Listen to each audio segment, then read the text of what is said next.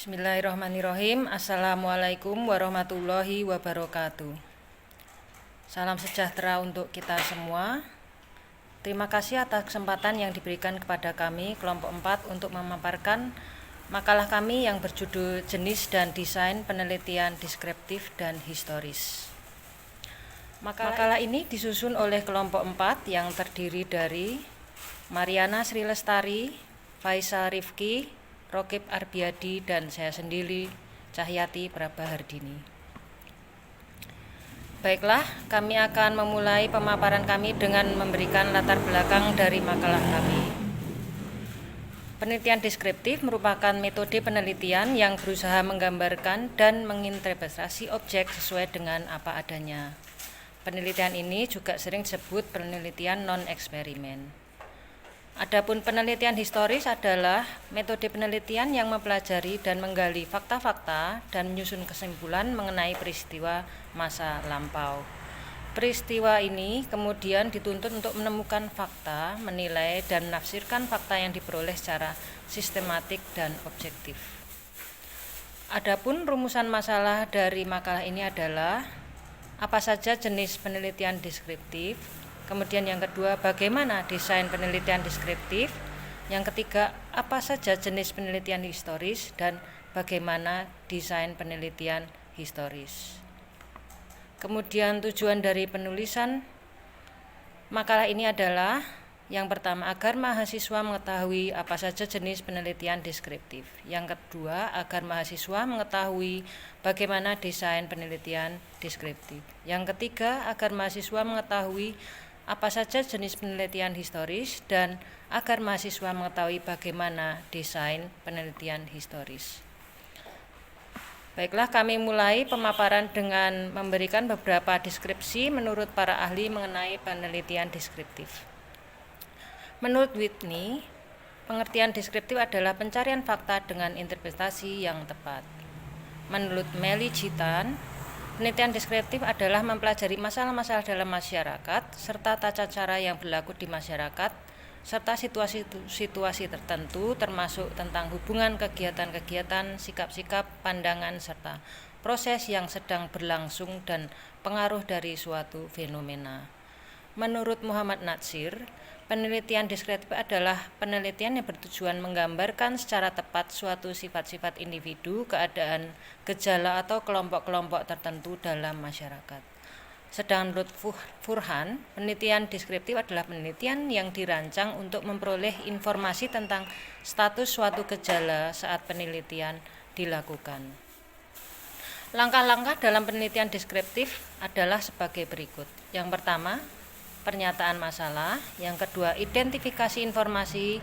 Yang ketiga, pemilihan atau pengembangan pengumpulan data. Yang keempat, identifikasi populasi. Yang kelima, rancangan prosedur pengumpulan data. Yang keenam, pengumpulan data. Yang ketujuh, analisis data. Dan yang kedelapan, pembuatan laporan. Baiklah, saya akan melanjutkan penjelasan dari Bu Cahyati, yaitu jenis penelitian deskriptif. Yang pertama, penelitian survei, yaitu penelitian yang mengumpulkan informasi dari suatu sampel dengan menanyakan melalui angket atau interview agar nantinya menggambarkan sebagai aspek dari populasi. Tujuan penelitian survei, yang pertama, mencari informasi faktual secara detail. Yang kedua, mengidentifikasi masalah untuk mendapatkan data keadaan dan kegiatan. Dan yang ketiga, mengetahui hal yang dilakukan oleh sasaran penelitian dalam memecahkan masalah. Karakteristik penelitian survei. A. Data survei dapat dikumpulkan dari seluruh populasi dan dapat pula dari sebagian populasi. B. Data yang sifatnya nyata. C. Hasil survei dapat dimanfaatkan untuk kepentingan yang sifatnya terbatas karena data yang dikumpulkan dibatasi oleh waktu dan saat data itu dikumpulkan. D. Cenderung mengandalkan data kuantitatif. Dan E. Mengandalkan teknik pengumpulan data yang berupa kuesioner dan wawancara terstruktur. Contoh penelitian survei. Yang pertama, survei di suatu daerah miskin yang mendapat bantuan beasiswa BBM guna menyukseskan wajib belajar 9 tahun. Yang kedua, survei mengenai pandangan guru-guru di perkotaan tentang dampak penggunaan internet terhadap perilaku seks bebas remaja. Yang kedua, penelitian kasus, yaitu penelitian yang bertujuan untuk mempelajari secara intensif mengenai unit sosial tertentu yang meliputi individu, kelompok, dan lembaga.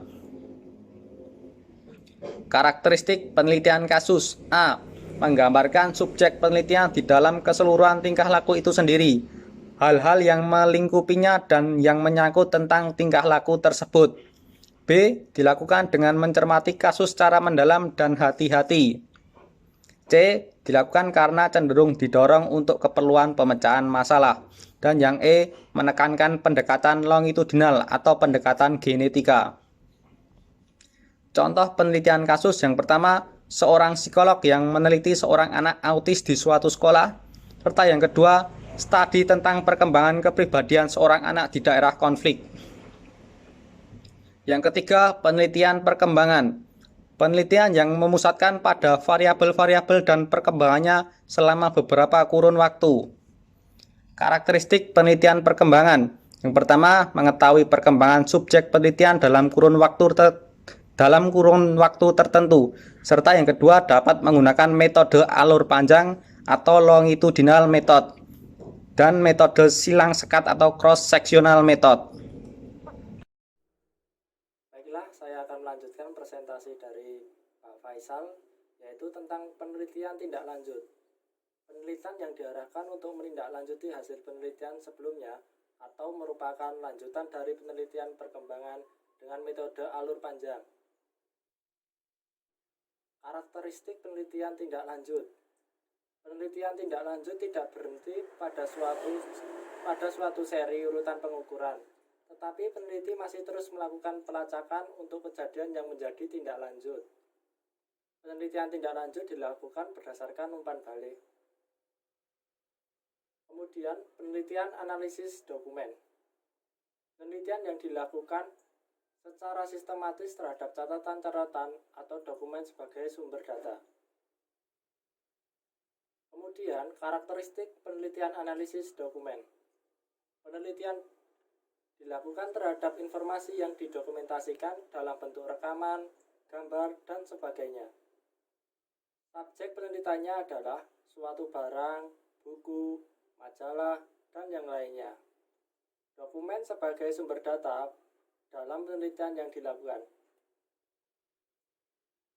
Kemudian, studi kecenderungan.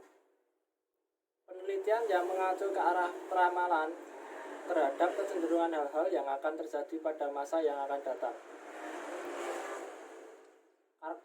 Karakteristik penelitian studi kecenderungan. Cenderung menggunakan pendekatan longitudinal. Datanya mengenai apa yang terjadi di masa lampau, sekarang, dan masa yang akan datang. Desain penelitian deskriptif korelasional, yaitu dari sebab, hubungan, sebab, metode dari variabel bebas, variabel moderator, variabel kontrol yang menuju pada variabel sela, kemudian variabel tergantung. Penjelasannya yaitu variabel bebas, yaitu variabel yang ingin diketahui pengaruhnya terhadap variabel lainnya. Variabel moderator, yaitu variabel yang dimanipulasi sedemikian rupa dan mungkin berpengaruh terhadap variabel yang tergantung. Variabel kontrol, yaitu variabel yang dikendalikan dengan mengasumsikan bahwa variabel yang dikontrol adalah sama pada setiap individunya. Variabel sela, yaitu variabel yang diakui pengaruhnya tetapi tidak dapat diamati atau dikendalikan. Variabel tergantung, yaitu variabel yang dipengaruhi variabel bebas atau antisinden. Melanjutkan pemaparan dari Mas Rokib. Selanjutnya adalah tentang penelitian historis. Penelitian historis adalah penelitian yang mempelajari dan menggali fakta-fakta yang menyusun kesimpulan mengenai peristiwa masa lampau. Tujuan dari penelitian historis adalah untuk membuat rekonstruksi masa lampau secara sistematis dan objektif dengan cara mengumpulkan, mengevaluasi, memverifikasi, dan mensintesis bukti-bukti untuk memperoleh kesimpulan yang kuat. Kemudian langkah-langkah penelitian historis yaitu 1.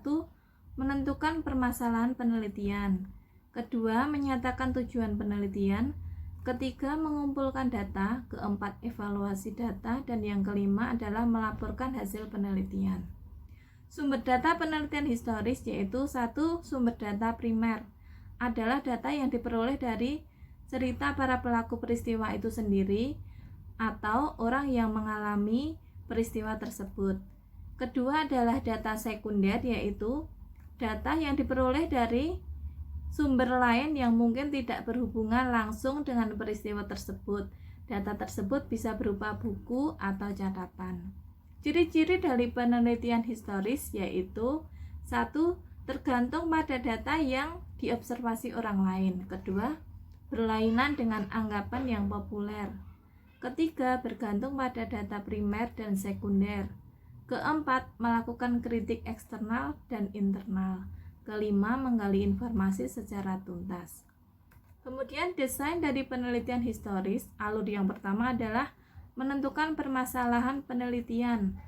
Alur selanjutnya menyatakan tujuan penelitian, kemudian mengumpulkan data, kemudian mengevaluasi data, dan alur yang terakhir adalah melaporkan hasil penelitian.